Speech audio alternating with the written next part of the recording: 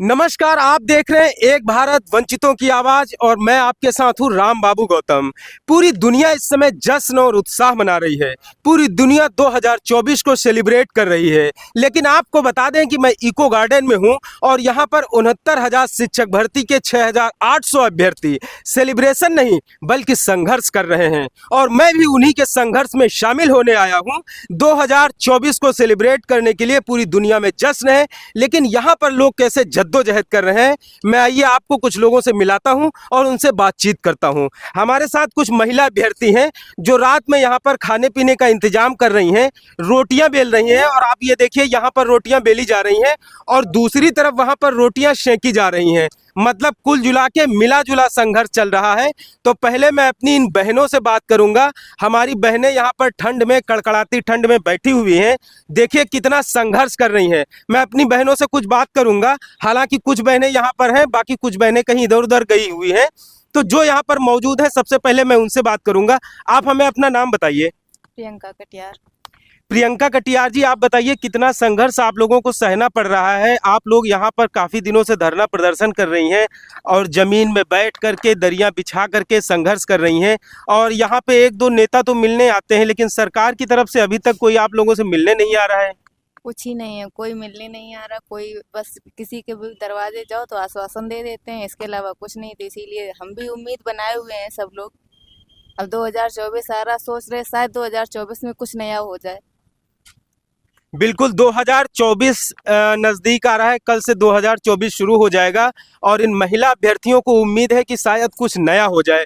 मुझे भी यही उम्मीद है कि कुछ ना कुछ नया होना चाहिए। हमारे साथ एक और बहन मेरे साथ है, मैं उनसे भी बात करूंगा। आपको क्या लगता है कि 2024 में कुछ बड़ा बदलाव होगा आप लोगों के साथ? उम्मीद तो यही लग रहा है। इसी उम्मीद से हम लोग संघर्ष अपना बनाए रखे हैं। यहीं इको गार्डन में रहते हैं, धरना प्रदर्शन करते हैं, उसके बाद यहीं खाना पीना सब हो जाता है, यहीं सोते भी हैं। देखिए कितनी कड़कड़ाती ठंड पड़ रही है और यहाँ पर हमारी बहनें कितना संघर्ष कर रही हैं। महिलाओं के लिए ये, पुरुष अभ्यर्थी जो हैं उनके लिए तो चलो ठीक है, वो रात में इधर उधर किसी तरीके से मैनेज करके रह सकते हैं, लेकिन आप इन हमारी बहनों के बारे में सोचिए कि किस तरीके से ये खुले आसमान में बैठी हैं। दिसंबर का महीना है, कितनी ठंड हो रही है और सुरक्षा का भी ख्याल सरकार को रखना चाहिए, इनकी सुविधाओं का भी ख्याल रखना चाहिए। किस तरीके से संघर्ष कर रहे हैं। हमारे साथ एक और बहन है, मैं उनसे भी बात करना चाहूँगा। जी बताइए, आपको कितनी तकलीफ़ें यहाँ पर हो रही हैं? ये तो मैं देख ही रहा हूँ, लेकिन उम्मीद क्या लग रही है आपको सरकार से? सर, ये सरकार से अब क्या ही उम्मीद किया जाए। वैसे तो हम लोग 2 साल से संघर्ष कर ही रहे हैं, फिर भी एक उम्मीद ही जिंदा है, जिसके सारे हम लोग यहाँ इस कड़ाके की ठंड में खुले आसमान में बैठ के संघर्ष कर रहे हैं। रात में हम लोग यहाँ खुले में सोते हैं। ये निकम्मी सरकार वैसे तो बेटी पढ़ाओ, बेटियों का विकास, बहुत सारे ऐसे स्कीम लेके आती है, लेकिन ये केवल एक दिखावा है। इस जुमलेबाज सरकार में हकीकत में कुछ नहीं है। हम भी बेटियां ही हैं, लेकिन यहाँ संघर्ष कर रहे हैं। 2 साल से हम लोगों को नियुक्ति नहीं मिल रही है। एक उम्मीद जिंदा है कि 21-22 तो बीत गया, 23 बीत गया, शायद अब 24 में हम लोगों को न्याय मिल जाए। उसी उम्मीद से हम लोग यहाँ कड़ाके की ठंड में संघर्ष कर रहे हैं। तो शायद 24 अच्छा हो जाए हम लोगों के लिए। मेरी बहनों को यहाँ पर बहुत ज़्यादा उम्मीदें हैं, उन्हें लग रहा है कि शायद कुछ अच्छा होगा और मुझे भी यही लग रहा है कि कुछ अच्छा होना भी चाहिए। सरकार को इनके बारे में ज़रूर सोचना चाहिए, कितना संघर्ष कर रही हैं, कितनी तकलीफ़ें उठा रही हैं। इस संघर्ष में इनके साथ पुरुष अभ्यर्थी भी कदम से कदम मिलाकर चल रहे हैं। मैं यहाँ पे कुछ लोगों से बात करूँगा और हमारे साथ 2-3 यहाँ पे काफ़ी पुरुष अभ्यर्थी भी हैं, मैं उनसे बात करूँगा। आप लोग बताइए, आप लोगों को अब क्या आगे क्या उम्मीदें लग रही हैं? हमको सरकार से यही उम्मीद लग रही है, अब जल्द से जल्द हम लोगों को विद्यालय में भेज दिए जाए। अब बहुत दिन से संघर्ष कर रहे हैं, 2 साल हो गया। संघर्ष को 2 साल से ज्यादा का वक्त बीत चुका है। अब क्या लगता है, अब इंतजार की घड़ी खत्म होने वाली है, कुछ अच्छा होगा? उम्मीदें तो हैं कि सरकार हमारी बातों को मानेगी और हमें जो है न्याय देगी।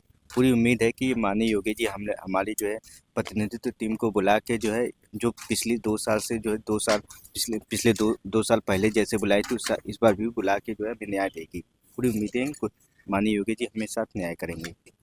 देखिए ये लोग कितने बीते काफी दिनों से धरना प्रदर्शन कर रहे हैं यहाँ इको गार्डन में। हालांकि 2 साल से ज्यादा का वक्त बीत गया है, लेकिन इको गार्डन में इन लोगों का धरना करीब 10-12 दिन से कंटिन्यू चल रहा है। लेकिन ये अभी भी कितना ज्यादा पॉजिटिव लोग सोच रहे हैं कि अभी भी कह रहे हैं कि सरकार इनकी बातें जरूर सुनेगी। देखिए कितनी पॉजिटिविटी है इन लोगों के अंदर। खुले आसमान में बैठे हैं, रहने के लिए जहाँ पे छत नहीं है और खाने पीने में कितनी दिक्कतें हो रही, लेकिन ऊर्जा देखिए कितनी ज़्यादा भरपूर भरी पड़ी है। सरकार के खिलाफ कोई बयानबाजी नहीं, कुछ नहीं। अभी भी सब लोग यही कह रहे हैं कि सरकार उनकी बात सुन ले। उन्हें उम्मीद है कि सरकार उनकी बात सुनेगी।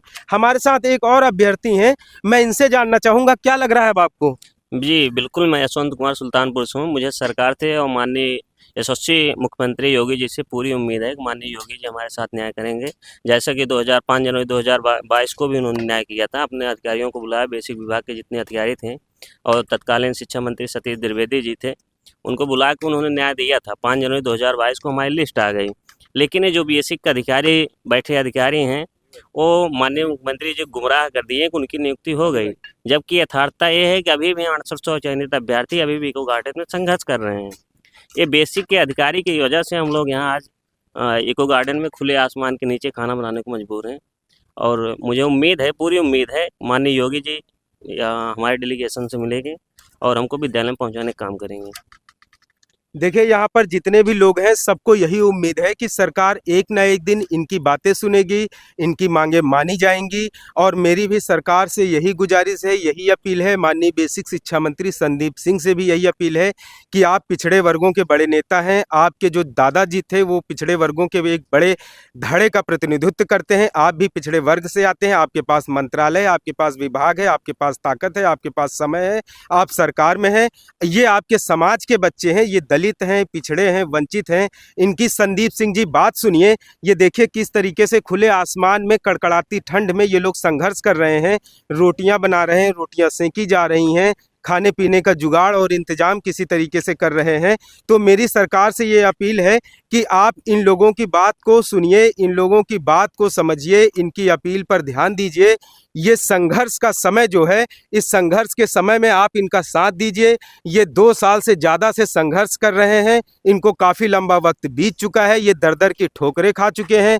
मंत्रियों और बड़े बड़े नेताओं के चौखटों पर ये कई बार जा चुके हैं, इन्हें सिर्फ अभी तक आश्वासन मिला है।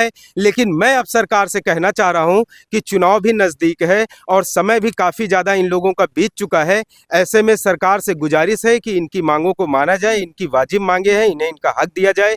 ये दलित और पिछड़े समाज के वंचित तबके के बच्चे हैं, ये अभ्यर्थी हैं, इनकी मांग मानिए और इनका भला कीजिए ताकि ये भी एक सम्मानपूर्वक जिंदगी अपने अपने क्षेत्रों में जी सके, ये नए जीवन की शुरुआत कर सकें, इनके जीवन में खुशहाली आए। मेरी उम्मीद है कि ये 2024 का साल इनके लिए बहुत अच्छा होगा, खुशहाली लेकर आएगा। सरकार 2024 में इन्हें नए साल का तोहफा सरकारी नौकरी की नियुक्ति के तौर पर जरूर देगी। राम बाबू गौतम, एक भारत, इको गार्डन, लखनऊ।